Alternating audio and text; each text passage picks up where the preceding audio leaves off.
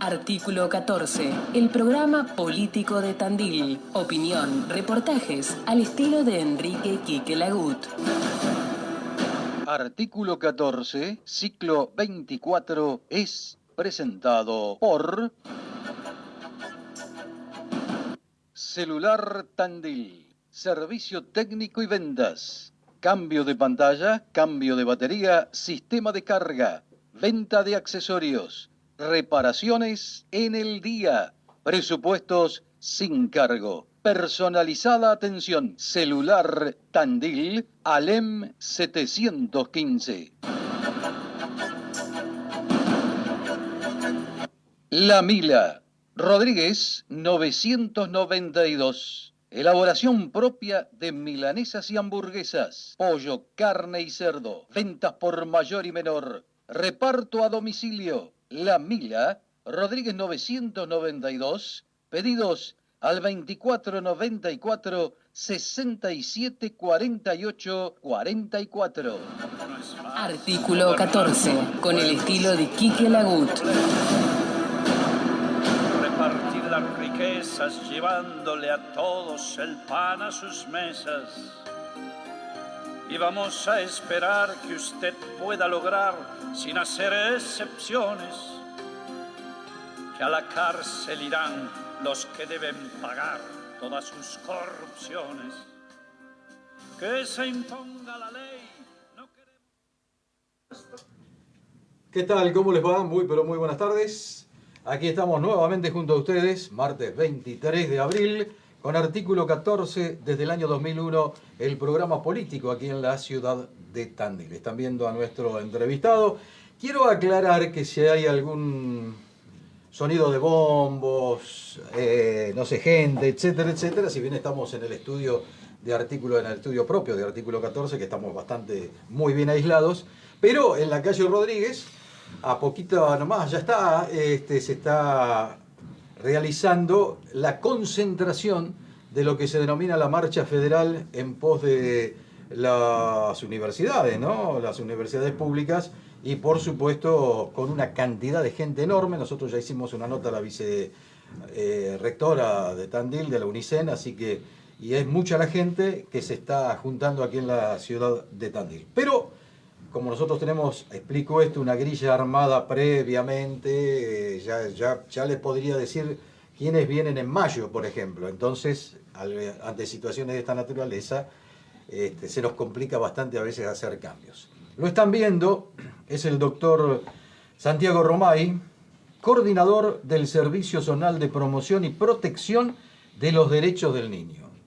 Bueno, Santiago, bienvenido a esta nuestra casa en Artículo 14. Muchas gracias, Quique, por la invitación. No, gracias a vos por estar. Por favor. Y un poco lo que habíamos hablado, habíamos coordinado las fechas, pero bueno, acá estamos todavía bastante aislados. Sí, la verdad que es muy multitudinaria la marcha, así que... Sí, la hemos visto... Muy tupida, y en el centro había muchísima gente más. Esperando, bueno, Sí. En defensa de la universidad pública. Pública y gratuita. Sí. Algún día voy a hablar también, pero eso... Yo no puedo creer que estemos marchando por este tipo de cosas, sinceramente. Yo tampoco, Yo no pero puedo, bueno. no puedo. Pero bueno, esto es así. Mira, también... el otro día hablaba con un amigo, y discúlpame que te hago una digresión, no, por favor. pero hablábamos justamente de esta marcha, estoy hablando hace una semana, y de la marcha del 24, que hacía mucho que yo no sentía la necesidad de estar en una marcha del 24 como lo necesité esta vez. Y fue muy multitudinaria la marcha del 24 porque realmente estamos viviendo momentos muy raros, muy difíciles, con discursos absolutamente negacionistas y con políticas de Estado que atentan, en este caso, contra la educación universitaria. Estaba escuchando recién el off de la gente de la universidad, hubo un ajuste del 60% del presupuesto. A ver, el país calculo que tendrá que ajustarse, etcétera, etcétera, pero me parece que vamos de un lado para el otro. Así no... Faltan el sentido común, está faltando, y los términos medios. Sí. Me da esa sensación en la Argentina del pasado y del presente. Sí. Me da esa sensación. No se puede andar de aquí para allá porque, bueno, aparte que nos va a... Ya no es un tema para nosotros, pero yo creo que nos va a afectar mucho la parte psíquica esto. La famosa Todos los Argentina, argentinos. la famosa Argentina pendular que siempre Claro. tuvimos, esta vez el péndulo se pasó de largo, cinco No. pueblos. O sea, si va a volver con la misma fuerza para la izquierda, vamos a terminar todos locos, que es lo que decís vos. Una cosa. Y ahí es importante que entendamos, y ahí ya mi parte de abogado, lo importante de las instituciones. Pues yo he hablado con muchos conocidos que por ahí hay ciertas cuestiones del decreto que apoyan, que creen que están bien, pero vos no podés modificar las reglas de juego de la noche a la mañana con un decreto como si fueras un monarca. Porque realmente es ¿Querés algo... que te la haga simple para que todos nos entiendan? Vos suponete que la FIFA dice que ahora la Copa América, porque entró otro personaje en la FIFA, y el presidente de la FIFA dice que no se juega más con esta pelota, que se juega con una de rugby. Y jugás al fútbol con una pelota de rugby. Sí, sí. Esto es más o menos lo que nos quieren hacer jugar. Totalmente. Bueno. Totalmente. Nada, veremos cómo evoluciona esto. Bueno, Santiago, gracias, muchísimas gracias por estar. Lo leía a lo que es el título y el trabajo que estás haciendo. Sí, es largo el cargo. Largo. Coordinador del Servicio Zonal de la Promoción y Protección de los Derechos del Niño. Sí, es largo el cargo, pero también muy profundo. Sí, muy profundo. sí. Generalmente la gente no conoce el laburo que hace el Servicio Zonal. Para que lo entiendan rápidamente los oyentes. Vamos a explicarlo porque así lo entendemos todo. Claro. Vos tenés en una primera instancia para abordaje de situaciones de niñez lo que es el servicio local. Servicio local de defensa y promoción y protección de los derechos del niño. Depende del municipio de Tandil. Los funcionarios y los equipos son designados por el municipio y tiene un presupuesto propio del municipio y labura conjuntamente con la Secretaría de Infancia. Lo que hace el servicio local es a través con los equipos técnicos que tiene muchos equipos técnicos porque Tandil se ha vuelto en una ciudad intermedia, es abordar todas las problemáticas de infancia y principalmente los casos de abrigo o de protección de menores. Casos que llegan por denuncias o casos que son judicializados. El laburo que tiene, la función que tenemos nosotros como servicio zonal es una función de supervisación del servicio local y de habilitación de las vacantes en los hogares convivenciales que hay en la ciudad de Tandil, la ciudad de Rauch y la ciudad de Benito Juárez. Es un cargo de carácter regional y es la máxima autoridad de la provincia de Buenos Aires en territorio en materia de niñez. Te voy a preguntar, zonal, ¿a dónde correspondería? Ya dijiste Tandil, Juárez y Rauch. O sea, eso es ahí es el área que a vos te toca de incumbencia como coordinador. Bien, ¿cómo es la metodología? Porque lamentablemente a veces se conocen estas situaciones por canales televisivos de la capital federal, de chicos de 14 años, 15 que son homicidas, etcétera, y entonces se comienza a conocer quizás lo peor de lo peor, ¿no es cierto? Pero no todos los casos son esos. Mira, la realidad es que es un tema muy complejo el tema de la responsabilidad penal juvenil. Hay un sistema particular que tiene la provincia de Buenos Aires para tratar estos casos. La punibilidad de los menores, que es una vieja discusión y es algo que aparece cíclicamente cada 2-3 años, la idea de bajar la punibilidad. La verdad es que a mí es un planteo que me parece, a mí no me gusta hablar con media tinta, me parece absolutamente hipócrita y estúpido. No sirve de mucho bajar la punibilidad si vos no tenés un servicio penitenciario que funcione. Pongamos un chico que vos metés preso por bajar la edad de imputabilidad y un chico que vos metés preso por un robo con arma y lo metés 20, estoy exagerando, porque que también tengas inflación en las penas, o sea que aumenten las penas, y lo metés 20 años en la cárcel, un pibe de 15 años, lo metés 20, sale con 45, ¿cómo sale del sistema carcelario de hoy?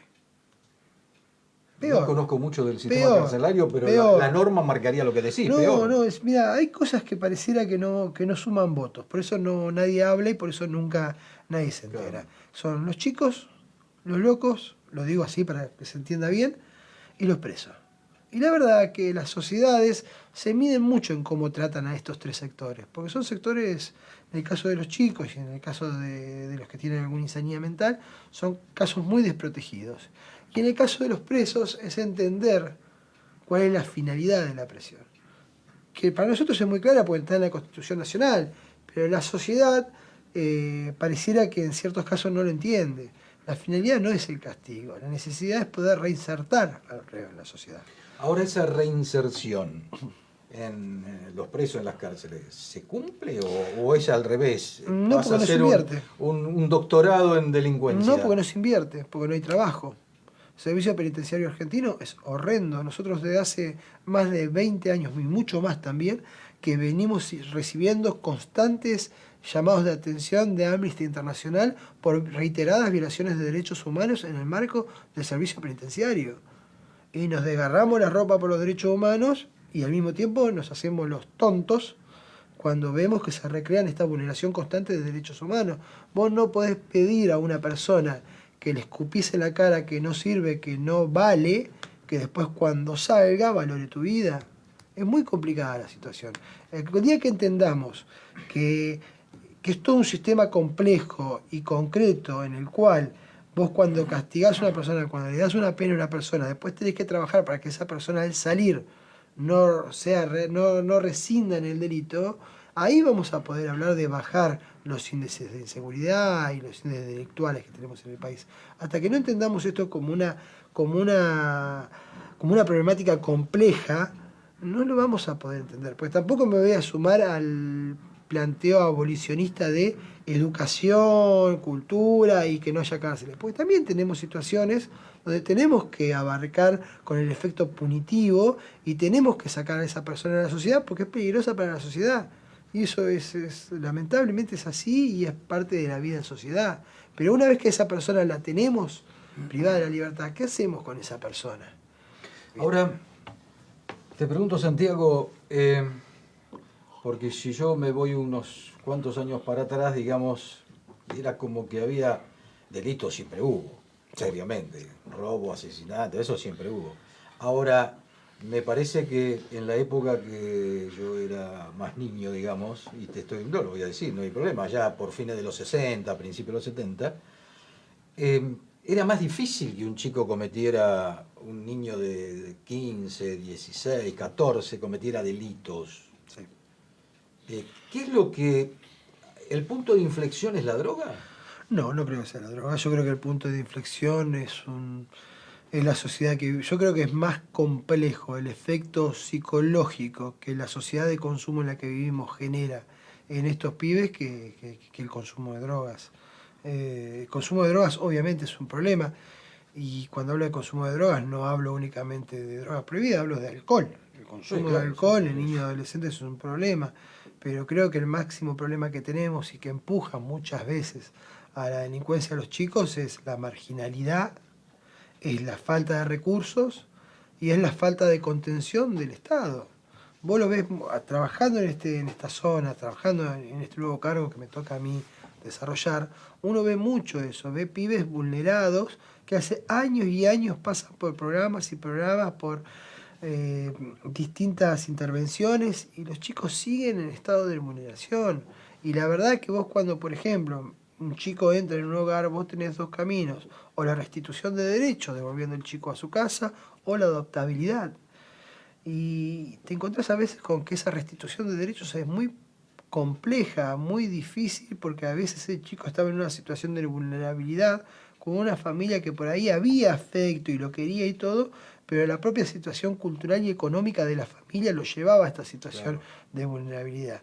Y por ahí, lo digo sin que le caiga el sayo a nadie, pero sí, la verdad que hay responsables, a veces es más fácil institucionalizar un pibe que trabajar con la familia. Ningún pibe va a estar en ningún lugar mejor que con la familia, en ningún lugar.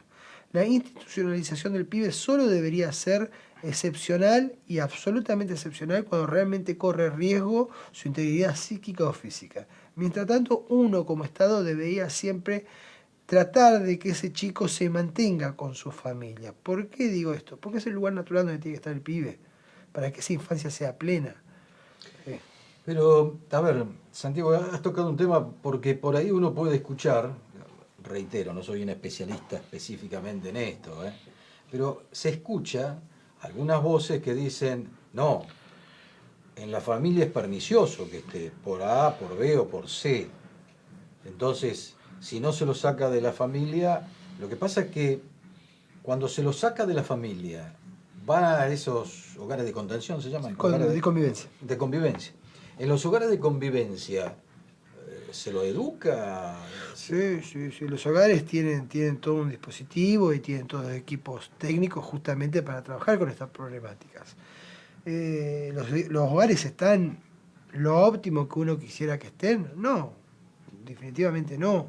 Como muchas cosas en Argentina tenemos que mejorarlas, tenemos que estar. Mirá, hace poco, primero no me quiero escapar porque vos me habías hecho otra pregunta y yo tengo el problema de irme a veces del tema de la punibilidad de los menores, claro, y de la cantidad de delitos. Hoy Porque se está hablando de eso. Claro, pero hay un tema que no es menor, que muchas veces un tema entra en sintonía con la sociedad y después cuando te vas a los números no es tan así.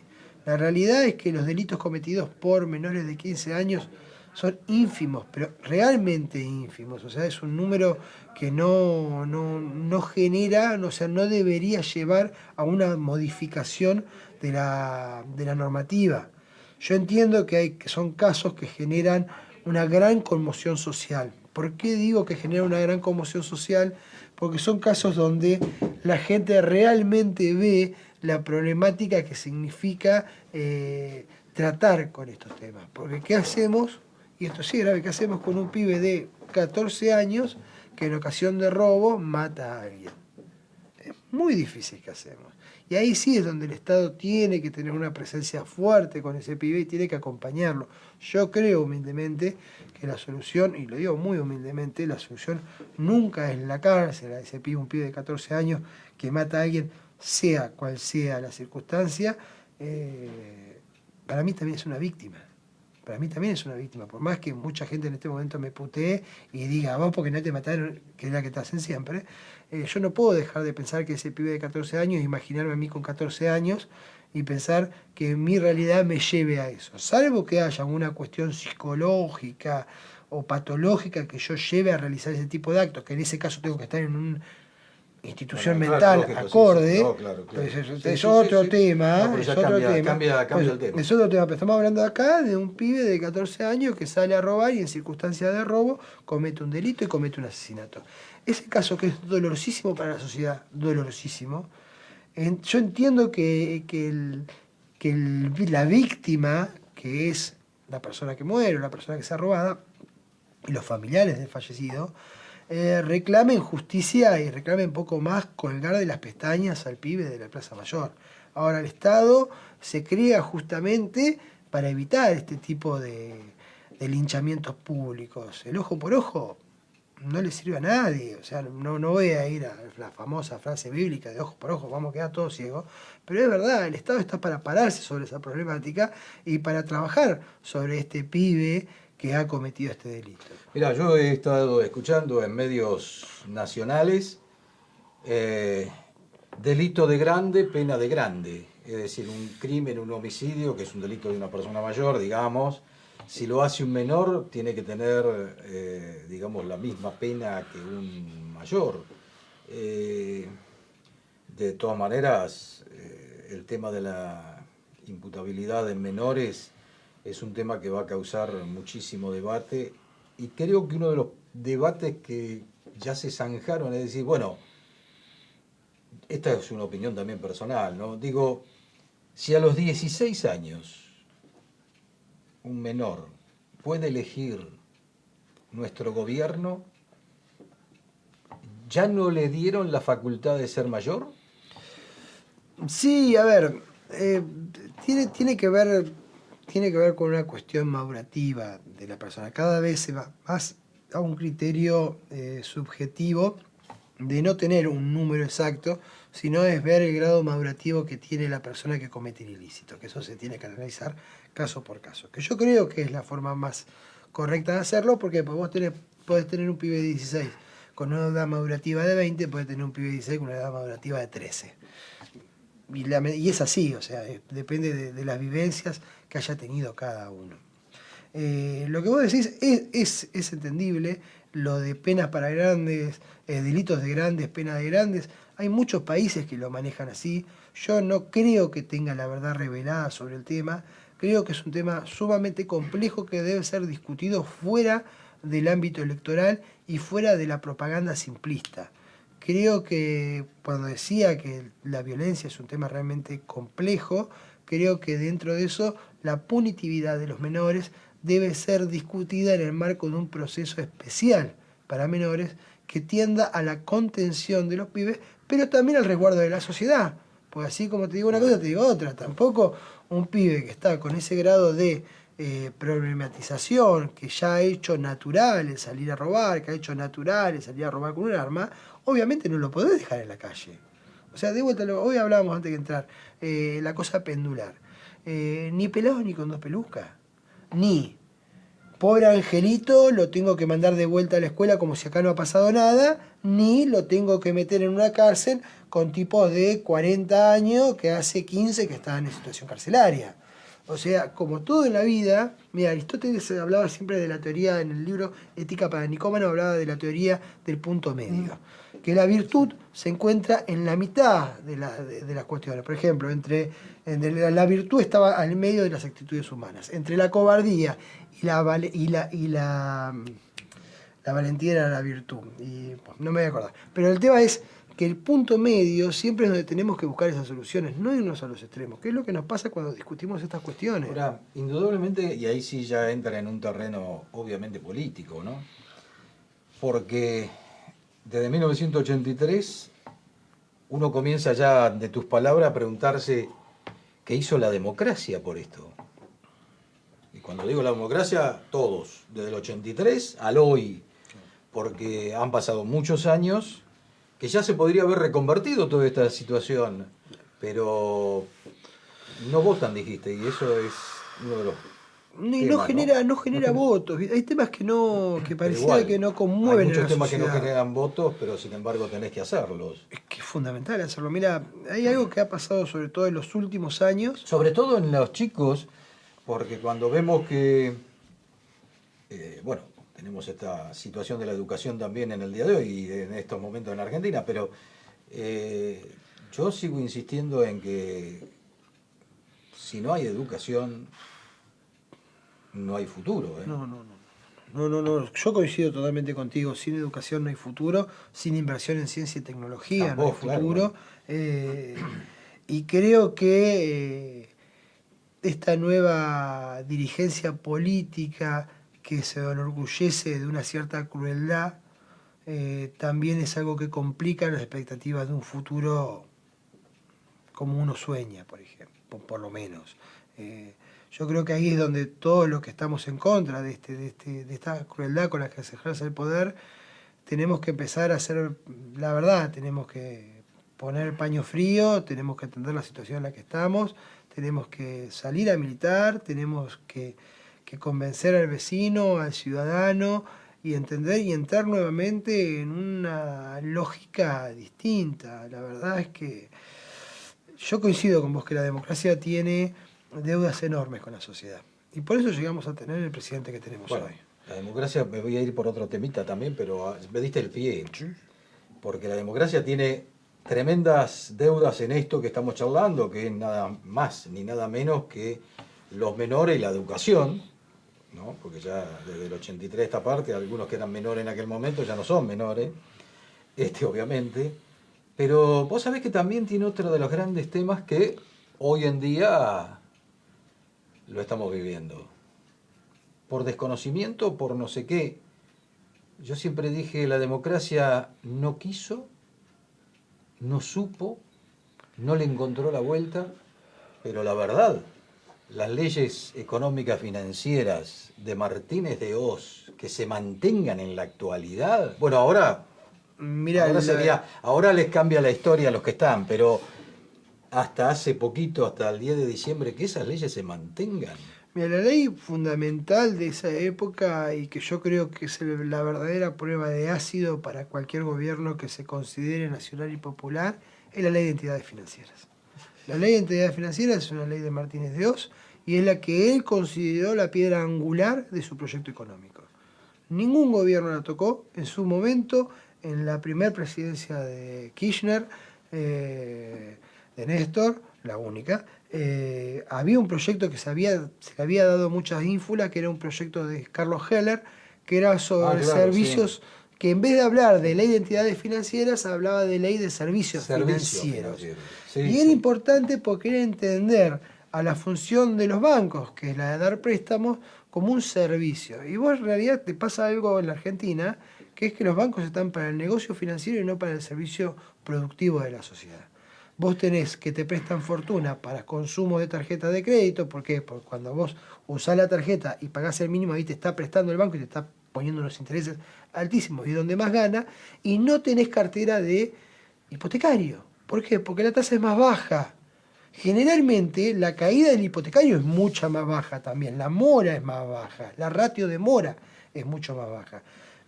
Pero al banco le conviene prestarte tarjetas de crédito, no le conviene prestarte inmobiliario. Lo que planteaba la ley de servicios financieros de Heller, hace rato te digo, era justamente distribuir las carteras de préstamos de los bancos en distintos sectores.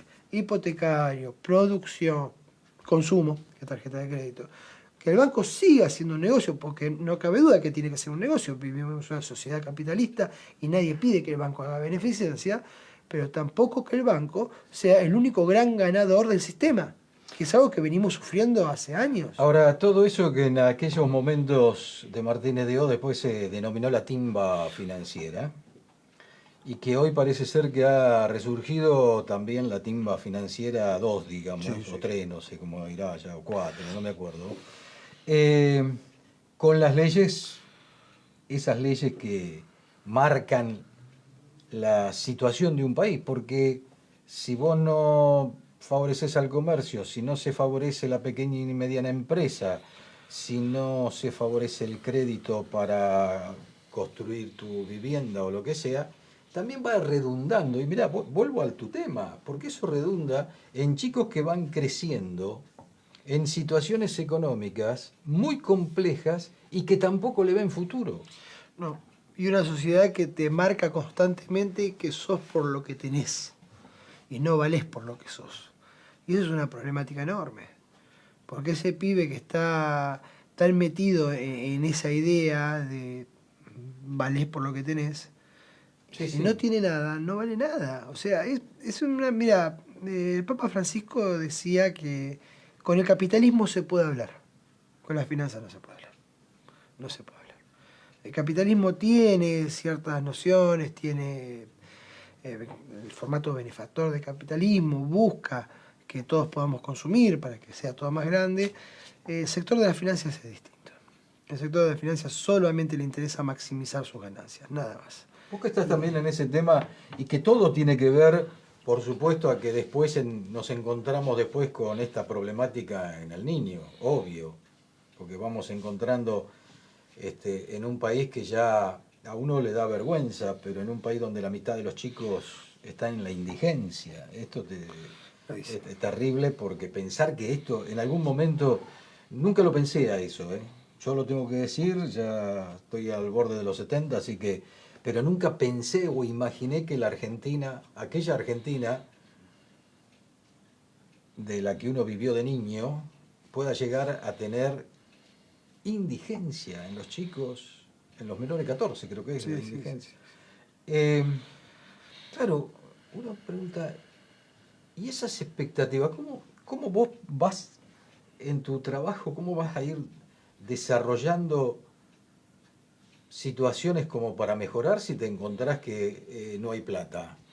No, mira, a ver, vamos un poco más a lo concreto a mi cargo actual. Nada, vos me conocés, yo hace 20 años que soy abogado de forma particular. La verdad que a mí, gracias a Dios, me va muy bien, no necesito un cargo ni nada por el estilo. Mi especialización es Derecho Empresarial, dentro de Derecho Empresarial, concursos y quiebras, muy alejado de esta problemática, claro. Pero hace 8 años que soy presidente de Granja Los Pibes, por lo cual siempre me encontré vinculado con este tipo de temática. Claro. Si bien siempre tuve, también sabés que anduve con tema perros, siempre estuve vinculado con temáticas sociales, porque a mí me interesa. Cuando me volví a vivir a Tandil, lo primero que hice fue empezar a dar asesoramiento gratuito en bibliotecas. Porque de vuelta, yo mis decisiones no las tomo por cuestiones económicas, las tomo por lo que me haga bien. lo que me haga sentir bien y lo que me haga feliz. Yo creo que lo único importante en esta vida es ser feliz, lo demás no importa poco y nada. Y en esa idea fue que acepté este desafío, porque hay algo que vos decís que es verdad. Estamos en un sistema de protección y promoción de los derechos del niño que no funciona bien. Vamos a ser realistas, ¿qué vamos a decir? Que los pibes en Argentina no son vulnerables, que los derechos del niño en Argentina no son vulnerables, no lo mintamos. No lo mintamos, porque para empezar a solucionar las cosas, lo primero que tenemos que tener es un diagnóstico correcto. Si nosotros no vamos a mentir y vamos a decir que todo es una panacea, que los hogares funcionan todos bien, que los sistemas de protección de los pibes están perfectos, que la promoción de los derechos del niño son una maravilla, nos estamos mintiendo. La realidad es que no partimos de un ideal. Partimos de una situación compleja que aparte sabemos que en los próximos 2 años por lo menos, se va a complejizar más. Porque vas a tener una situación de pobreza que va a crecer. No nos mintamos, hay un parate económico absoluto en este momento, hay una recesión tremenda que va a generar aún más pobres, que va a generar más situaciones de angustia, y al mismo tiempo el Estado va a tener menos recursos. Entonces, en estas circunstancias vos me decís, ¿para qué carajo te metés? Que es algo que a veces uno piensa, ¿para qué me meto? Lo pensé, pero no te lo dije. Claro, pero la realidad es que uno se mete por la responsabilidad que eso genera. Está bien. O sea, uno... yo vengo yo vengo del privado. Es la primera vez que tengo la posibilidad de una gestión pública. La primera vez en mi vida con 44 años. Y la verdad que la acepté pese a que el panorama es absolutamente negativo y pese a que van a ser más los mal sabores que voy a tener que los buenos, porque no me cabe duda que van a ser más los pibes que voy a ver pasar por el sistema y que no voy a poder rescatar que los que puedo rescatar. No me cabe duda de eso. Pero el esfuerzo para generar alguna mejora en el sistema es lo que me lleva a meterme. Yo estoy convencido de que el que viene del privado con una visión particular de la problemática y sobre todo de la gestión de la problemática puede cambiar las situaciones. Yo siempre pregoné y estoy a favor del Estado grande, pero el Estado eficiente, no el Estado bobo, no el Estado con 40 funcionarios para hacer nada, no el Estado con 500 reuniones de comisión para no resolver nada, que es algo que se ve mucho, niñas. Se ve mucho, se ve reuniones de 15 profesionales para tratar un pibe y que se van y que no se solucionó nada. O sea, que no digo que estén mal esas reuniones, pero tenemos que optimizar los esfuerzos del Estado. Hoy tenemos a este... Sí, me acuerdo de mirá, se me vino una idea la comisión del hambre, creo que se llamaba, de Tinelli, que estaba Tinelli. Es doloroso. Vos fijate todo lo que hizo este tipo en los primeros 100 días de gobierno, y Alberto en los primeros 100 días de gobierno armó la comisión del hambre. Una cosa que vos te dan ganas de pegarte un tiro. Y lo digo con mucha crítica, yo soy peronista, soy afiliado al peronismo, lo voté a Alberto, lo milité en su momento, también como milité a Scioli en su momento y ahora es funcionario de este gobierno. También tenemos que hacer una autocrítica nosotros, ¿qué estamos representando dentro del peronismo? ¿Qué opciones le estamos dando al pueblo para que nos vote? Pues es muy fácil enojarse con el votante, es la primera que te sale. Ahora, ¿nosotros qué estamos haciendo? Es muy compleja la situación, insisto. Ahora, ese tema después redunda lamentablemente, ¿no? En los niños, en los adolescentes, donde cada vez se encuentran con que, primero que no pueden acceder a tal cosa, como vos decís, sí, la zapatilla de marca, el relojito, bueno, reloj no, el celular, sí, digamos ahora, de marca, etcétera, etcétera. Eso por un lado. Y el otro lado, que da la sensación que cada gobierno que entró desde la democracia ahora empezó a socavar el sistema educativo de la República. Ahora, si vos socavas el sistema educativo de la República, no tenés que ser ningún recibido en Harvard para darte cuenta que esto va muy mal. No, es un poquito, yo te sumo un ítem más. No solo el sistema educativo, que es una pata, sino que todo el sistema de promoción y protección de los chicos. Los clubes de barrio están hechos pelota.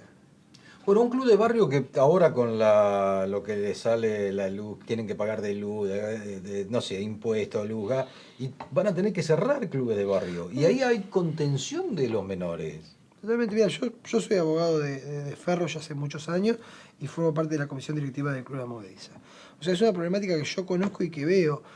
Hay clubes muy bien organizados y que ponen mucho el hombro como Ferro, a laburo, pero laburo absolutamente ad honorem de un montón de gente. Estamos hablando de una de las instituciones para la gente que no es de Tandil, más grande de Tandil. Sí, más importante en lo que es la tandilidad profunda. Creo que Ferro y Santa Marina son sin duda, Santa Marina de hoy. Independiente, Gimnasia, ahí tenés los clubes, pero son los más. Son los más. Ahora hay otra serie de clubes más de barrio, digamos, que cumplen su función. Que son los más castigados. ¿Y cómo hacen ahora? ¿Cómo hacen? La Movediza, Fultense, un montón que hay, un montón, Juventud Antoniana, mil que hay muchos que han desaparecido, claro. Pero que cumplían una función muy importante en las barriadas que después pasó a ser suplida por las bibliotecas barriales. Que también tienen muchísimas bibliotecas barriales. También están en problemas porque las bibliotecas barriales reciben 3 clases de subsidios: nacional, provincial y municipal, la que más reciba.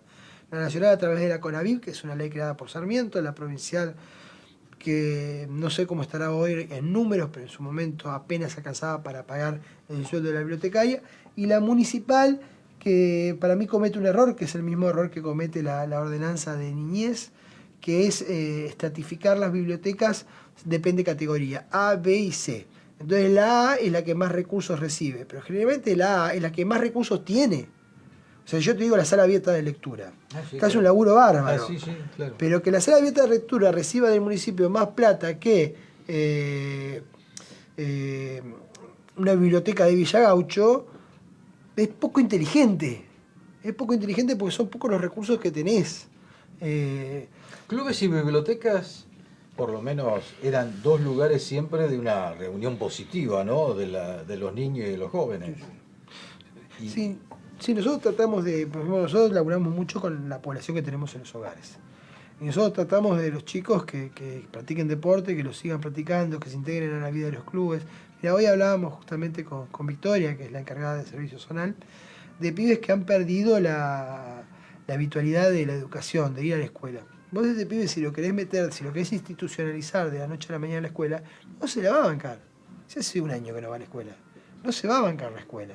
Entonces, a veces es preferible empezar con que el pibe empiece a ir a un club, aunque sea, a hacer deporte, a hacer fútbol, pero que él vaya teniendo esta responsabilidad. Estamos hablando que a veces hay chicos que no tienen ni siquiera el hábito de levantarse a la mañana, cepillarse los dientes, cambiarse a la escuela, tener volver, un orden, digamos, de vida. Tener 4 comidas al día no lo tienen. Claro, lógico. O sea, no llegan y manotean lo que hay en la casa y comen.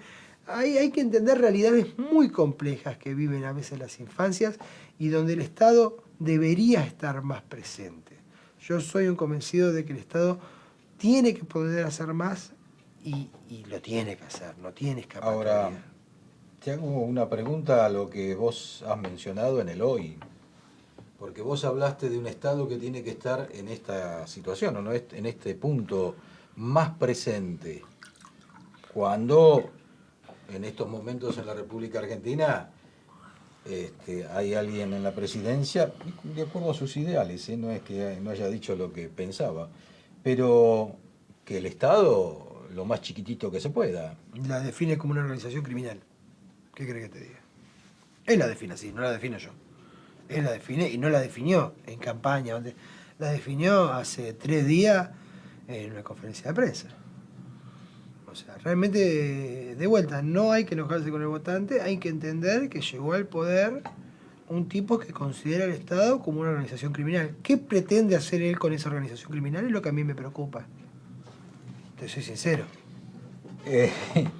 Es vos una sonrisa no porque lo valga, es vos una sonrisa porque me acordé, viste, uno va recordándote. Allá por los 70, a fines de los 70, había un viejo cuentito, pero no lo voy a decir ahora, de la ciudad que se llenó de osos. Ah, sí. Sí, ¿Lo conocés? Bueno. Sí. Lo vamos a tener que explicar. La primera experiencia libertaria. Sí, lo voy a tener que explicar algún día porque nosotros ya en los 70 lo conocíamos. ¿Cómo está Tandil en la situación? Porque vos hablaste que se reciben subsidios de nación, de provincia, local, está la dirección de la niñez acá en la ciudad de Tandil. ¿Qué contacto tenés que tener con ellos? Si has tenido contacto, ¿cómo ves la situación acá en el orden con local? la gente de CENAF, la gente de Dirección Nacional, la verdad que están en una situación bastante compleja. Muchos no saben si mantienen o no el trabajo. No he tenido ningún contacto con ellos, te soy sincero. A ver, recién la semana pasada fue la primera semana completa que estuve en el cargo, porque yo arranqué el lunes, el viernes fui la primera vez que fui al servicio antes de los feriados de Semana Santa. Sí, claro. Sí. La verdad que llevo muy poquito. He tratado de hacer la vinculación con los actores más de territorio, he estado ya con los jueces de familia, obviamente con la gente local, con la gente de niñez del municipio. Estoy tratando de realizar una reunión con la gente del Sistema Integrado de Salud, he estado con la gente de salud mental. Creo que acá no tiene que haber banderías partidarias. Creo que esto es una problemática, los pibes de Tandil es una problemática que nos debe preocupar a todos por igual. Yo lo que veo en todos los efectores del Estado, tanto municipal como provincial, es una preocupación por lo que hay y por lo que viene. Y no veo ningún tipo de cuestión mezquina ni especulativa de si le puedo echar la culpa a Menganito y a Fulanito. Acá, cuando hablamos de minoridad, hay un concepto de corresponsabilidad que es absolutamente crucial y que debemos entender que cuando entra un pibe y cuando nosotros intervenimos con un pibe, ese pibe sigue siendo responsabilidad nuestra, por más que esté en un hogar o por más que haga abandono del programa y deje el hogar. ¿Por qué? Porque vos en los hogares no los podés tener a los pibes por la fuerza. Si un pibe te hace abandono del programa y se va del hogar, se va del hogar. Pero eso no significa que vos no tengas que seguir interviniendo. Claro, vos tenés que seguir. tenés la obligación.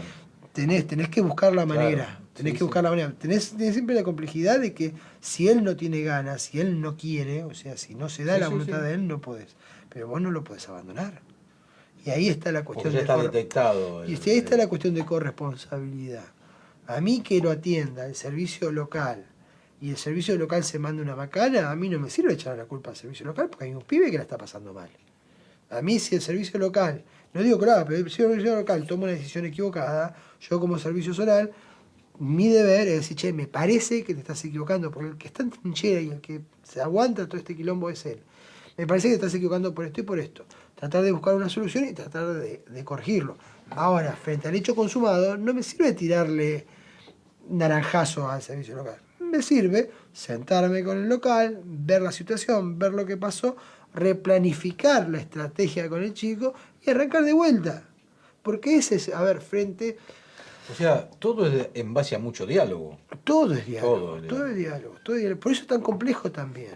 Por eso es tan complejo. Nosotros salimos de la vieja ley de patronato, que ahí sí los pibes estaban encerrados, a la nueva ley de minoridad, que tiene más valor da más valor a la opinión del pibe, a lo que el pibe quiere. Y está bien, es una ley Alguno más va a decir moderna. que hay que volver a la ley de patronato. Alguno va a decir que volver. La verdad es que hay prácticas de patronato que hoy no son aceptadas. El patronato, vos el cuidador le pegaba una cachetada al pibe y no pasaba nada. No pasaba nada. Hoy no, es inadmisible. Es inadmisible cualquier tipo de violencia física o psicológica sobre estos pibes que ya vienen vulnerados y que tenemos que entender que la institucionalización del pibe siempre genera marcas en ese pibe, por más bien que funcionen los hogares. Y sí, hay otro tema dentro de ese tipo de hogares y situaciones que es bastante complejo y no sé cómo en estos pocos días vos podés tener el panorama, pero son las violaciones. Los abusos. Los abusos. Sí, hay un universo muy complejo que son los abusos de parte de... La verdad que no pasa en Tandil, no hay un gran registro de abusos. Pero es una temática donde uno tiene que estar muy, pero muy atento. No solo por el posible abuso que pueda haber de un adulto, sino por situaciones sexualizadas que puede haber entre los mismos chicos.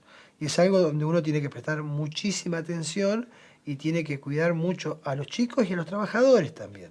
Porque es... el trabajador de niñez, y esto quiero ser bien claro, el trabajador de niñez está muy mal pago. Muy mal pago.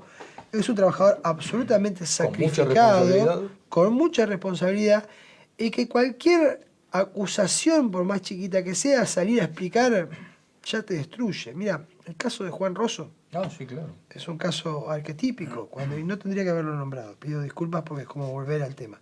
Pero cuando vos sos acusado de una cuestión así, en un pueblo como Tandil, ¿cómo te defendés? Sí, que después la justicia te libera. Es muy complejo. ¿No es cierto? Por eso yo ahí soy muy amigo de los protocolos. Uno tiene que actuar con determinados protocolos y tiene que tener todos los cuidados del caso. Que vos tengas protocolo y tengas cuidado del caso no significa que tengas que abandonar al pibe. Porque no significa que vos tengas que dejar a un pibe cagado 2 días porque no lo podés cambiar. Tendrás que ir a cambiarlo en compañía de 2 asistentes o ver cómo se desarrolla ese protocolo. Pero yo soy muy amigo de esos protocolos para evitar situaciones de abuso. Y siempre, siempre, siempre creerle al pibe. No te queda otra.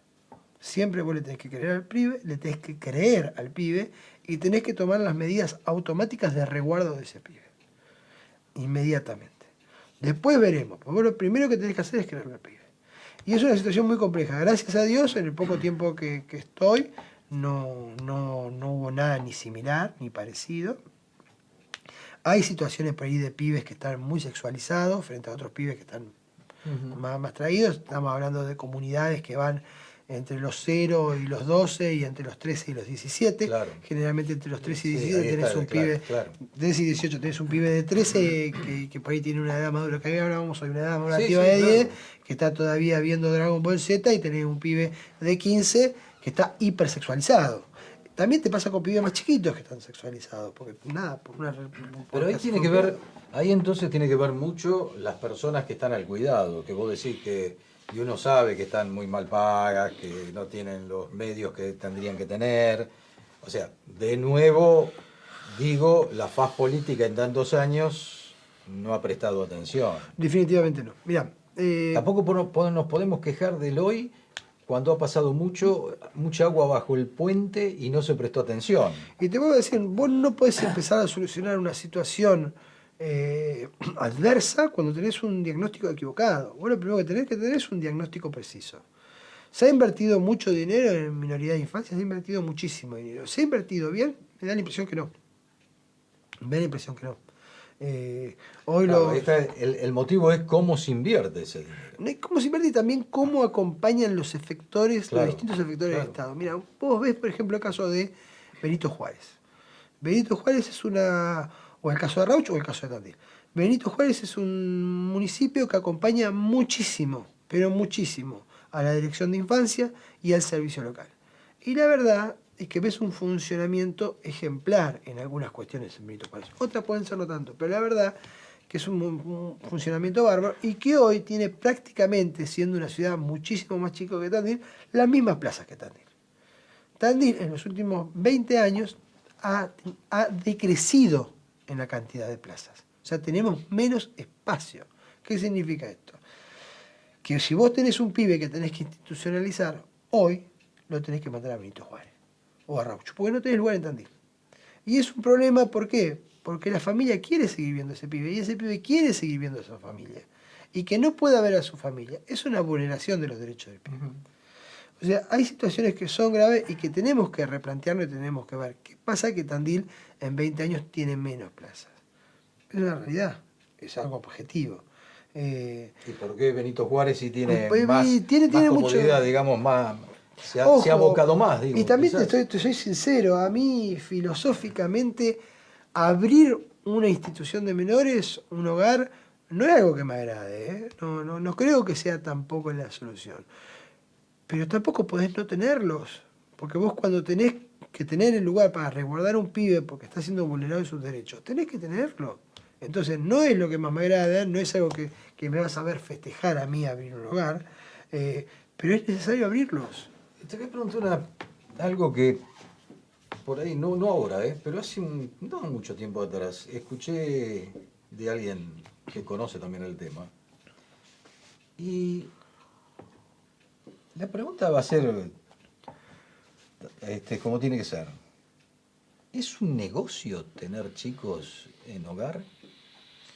Mira, yo no o creo... alguna gente que pueda llegar a tener o abrir,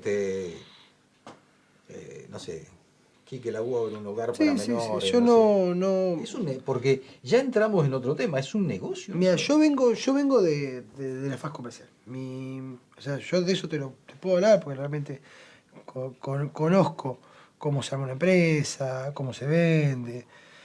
Yo no veo que haya un negocio ahí. Creo que hay gente que vive de la problemática, sí, obvio, como hay gente que vive del proteccionismo animal o como hay gente que vive de la seguridad social, de la ayuda social. Obvio que hay gente que vive de eso. Y también es necesario, porque alguien lo tiene que hacer. Alguien lo tiene que hacer. Estamos diciendo que están mal pagos. Sí, pero yo no hablo de esos empleados. No, vos estás diciendo del que abre Claro, del sí, que abre yo no un hablo de hogar los empleados, no. y del que recibe Claro, becas. sí. No te dan los números. ¿No? Yo creo que no te dan los números. Y si te dan muy finito. ¿Sabes qué te darían los números? Si vos no tuvieras control del Estado. Si vos no tuvieras control del Estado, si vos abrieras un hogar con 16 plazas, donde el Estado te paga todos los meses 16 plazas, y tenés 2 pibes, y no tenés equipo interdisciplinario, y no tenés cocinera, ahí sí va a ser negocio. Y nadie te controla. ¿Controla esto el Estado? Sí. El Estado, particularmente lo que corresponde a mí, yo creo que una de mis funciones más importantes... No, pero está funcionando relativamente. Hay cuestiones que yo no veo bien, pero no veo que el problema esté por apoderarse de recursos. Yo creo que el problema está en algunos hogares por determinados modos de actuar que devienen de una lógica antigua, por falta de preparación de algún personal o por falta de compromiso en algunas cuestiones. Pero la verdad es que el panorama en los hogares es un panorama de escasez. Yo creo que tendrían que tener más talleres. Me gustaría que los hogares fueran más lindos. La verdad no puedo creer que un hogar esté lleno de humedad cuando puede haber un pibe con un problema de asma. O muy chico, ¿no? O muy chico, o hacinados. Pero te digo, no es lo óptimo, pero yo no veo eso. No te digo que no haya. ¿Por qué? Porque la verdad que es un universo muy grande, es un universo donde es verdad que se maneja mucho dinero, pero si hay un efectivo control del Estado sobre esos hogares, la verdad que la que te queda es muy poca. Es muy poca para el trabajo y para la responsabilidad que significa. O sea, yo te diría que te busques otra forma de ganar plata, que vas a tener menos problemas. La verdad, si alguien tuviera esa idea. Salvo que encontráramos un caso donde hay un tipo que abre un hogar que no existe, o sea, un hogar que cobra la beca y que no tiene un pibe. Ahí sí, pero ahí es otro tema. Ahí es otro problema, ahí no estás hablando. Que no quiere decir que no haya. No quiere decir que no haya, pero ahí no estás hablando de la industria de los pibes, la industria de los derechos del pibe. Ahí estás hablando de un caso de corrupción.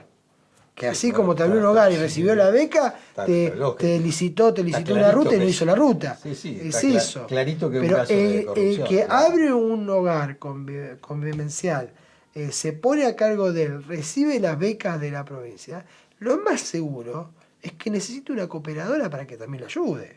Porque no le va a alcanzar. Los hogares de acá de Tandil son todos municipales. Las becas las aporta la provincia, o sea, la provincia aporta fondos que son administrados por el municipio. Ahí no tenés posibilidad de negocio porque es el municipio. Salvo que pensemos que el municipio se puede quedar con plata, pero ahí ya hay todo un registro y hay todas unas normas de control que no permitiría eso. Yo entiendo que tu pregunta va dirigida a el que abre de forma privada un hogar con... Bueno, porque, a ver, Santiago, estamos dialogando con el doctor Santiago Romay, que es coordinador del Servicio Zonal de Promoción y Protección de los Derechos del Niño, que eso abarca Tandil, Juárez, Rauch. Exacto. A ver, hogares privados, como viene la mano, no me llamarían la atención a mí, ¿eh?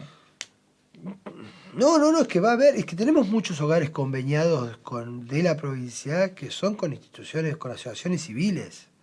Y ahí te puede pasar lo que decís vos. A ver, yo soy presidente de la Asociación Civil Casa de Niños en la Calle, que Granja lo pide. Casa de Niños en la Calle nace como un hogar convivencial. Deja de serlo porque no comparte la reforma de la ley de niñez, porque no comparte el límite de tiempo en el cual los pibes estaban en el hogar y porque ellos tenían una forma de trabajar muy particular con los pibes. Ellos eran familia. de los pibes. Walter y Mabel, los pibes que lo tenían en el hogar, cuando se iban de vacaciones a Cloromeco, se llevaban a todos los pibes. O sea, ellos tienen una forma de trabajar con los pibes muy particular que la nueva ley no lo permitía, no lo permitía, por lo cual ellos tomaron la decisión de cambiar el formato de trabajo y hace años que funciona de forma totalmente distinta. Granja Los Pibes recibe pibes en el turno tarde de la escuela, les da almuerzo, merienda, pero no conviven. Pero no conviven, no viven. Sí, con los animalitos que... Sí tenemos un centro de rescate, bueno, etcétera, sí. pero no conviven con nosotros. Sí los pibes, ahí tenemos pibes que están viviendo en granja, que son 5 pibes, pero son adolescentes, ya la mayoría creo que son todos mayores de edad, que pasaron por la institución y se quedaron trabajando con nosotros. Claro, bueno, pero ya es otra... Es otra cosa, y es voluntario de ellos, Sí, ¿viste? sí, Y viven ahí cosa. porque es una forma... Y es más, estos 5 pibes, a los 5 se los ha ido ayudando desde granja para que se puedan ir construyendo sus casas. Y hoy los 5 tienen prácticamente... No, por eso ya es otra situación. una forma de trabajar... Para los chicos, bárbaro. No, a ver, Granja, Walter y Mabel son un ejemplo de cómo se debe trabajar con compromiso con los pibes. Ellos tienen un compromiso inclaudicable con los pibes que están con ellos. Y los van a defender a capa de espada y no importa quién sea el gobierno de turno. Walter estuvo en una marcha contra Néstor por reducción de fondos para política de niñez. Bueno, y aparte dedicados también a lo que es la fauna.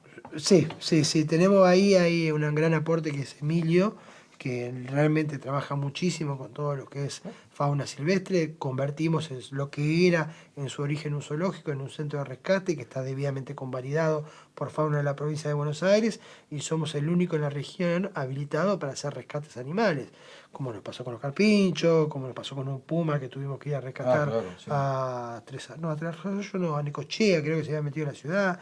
No, el laburo que hace Emilio con el resto de los pibes es increíble, Antes de finalizar la entrevista y agradeciéndote, Santiago, y ya hablamos toda esta problemática de la niñez, un breve pantallacito te pido, pero ¿cómo estamos con la situación de los perros en Tandil? Porque hace años que hemos hablado, me acuerdo, ¿cuántos años han pasado? Mirá. Cuando se iba a hacer el canil municipal, etcétera, y creo que seguimos en lo mismo, ¿no? El día que enumeremos la cantidad de obras anunciadas por el lunguismo que no se han hecho, hacemos 3 programas de esto. Entre ellas está el famoso centro de zoonosis. Centro de zoonosis, claro. La realidad es que yo me alejé un poco de la problemática, decisión personal. Si bien uno cuando es proteccionista lo es siempre, y siempre que las chicas me piden una mano yo estoy para darlas, pero hubo algunos encontronazos de carácter estratégico. Yo siempre entendí que los proteccionistas tenemos que dejar de lado nuestras particularidades y entender que tenemos que trabajar con un fin común que es la protección de los animales. Y en eso tenemos que hacerle entender al municipio. El municipio es muy duro de entender. Nosotros siempre tratamos de no llevar problemas, de llevar soluciones y nos encontramos con una traba arriba de otra. Recuerdo, sí, tengo que nombrarlo porque fue una persona que nos ayudó mucho y nos permitió avanzar mucho, fue Adolfo L'Oreal. Adolfo L'Oreal, claro, Adolfo que era L'Oreal, concejal Adolfo L'Oreal en aquel momento. Un amigo, aparte, Sí, persona sí, que aprecio sí. un montón, y que él realmente fue... Él se preocupó mucho por este tema. Se preocupó y se ocupó. un Sí, de las montón. dos cosas. Y Sí. se ocupó. Y la verdad que hicimos un montón de cosas que no le costaron un peso al municipio y que los benefició un montón al municipio y a los perros. Y lo mismo te pasa con el nuevo predio de zoonosis. Vos no podés tener a 50 metros de ProBlack y a 2, ahora no está más, de la planta procesadora de Cañoli, una perrera. No podés, bromatológicamente es inaceptable. No podés tener una perrera en el parque industrial. Eso era, me acuerdo que una vez en una reunión Lungui me dijo, sí, es el problema de Sanatel, y yo no me puedo quejar de la gestión anterior, que se va a quejar, lleva 20 años, yo no me puedo quejar de la gestión anterior, pero Sanatel y todo lo que no sabía dónde meterlo, metía en el parque industrial, metió la perrera, metió la chatarrera, metió la BTV, tiene un poco de razón, pero no pueden estar esas cosas en el parque industrial. En el parque industrial no puede estar la BTV, no puede estar la chatarrera, que la sacaron felizmente. Bueno, Te genera circulación de vehículos que no tendría que estar. Sí, pero que no tendría que estar. Pero es más lógico que una perrera. No, la perrera no tiene sentido, Pero, a ver, Quique, el parque industrial de Tandil hasta hace poquitos años no tenían título de propiedad los dueños No, de sí, propiedad. sí, no. Todavía debe haber alguno gestión, debe haber. la gestión Se hizo municipal ahora, en sí. relación al parque industrial No, es no. una vergüenza. Sí. Perdón que me haga si entro en política partidaria, pero es una realidad. El que no le guste verlo, que no lo vea. Vos tenés en Olavarría un desarrollo de parque industrial tremendo, tremendo. Y acá tenés un parque industrial donde los industriales tenían que hipotecar su casa porque no podían hipotecar su empresa para generar un crédito. Porque no tenían los títulos No tenía título de propiedad. ahora sí. Ahora sí. Gestión de Rogelio, tengo que decirlo. Porque fue una gestión muy importante de Rogelio Parraguirre para que pudieran lograr Yo me la acuerdo también regularización. que en alguna entrevista que he hecho en estos 24 años de Artículo 14, me acuerdo de Andrea Almenda también. Que Andrea también jodió un montón. Mucho antes. Sí. Fue la que me dijo en un programa de Artículo 14 que me quedé muy sorprendido hace muchos años de esto, de que, bueno, su empresa y no tenían el título de propiedad. Ahora no, ahora creo que los tienen todos. André fue la primera que yo escuché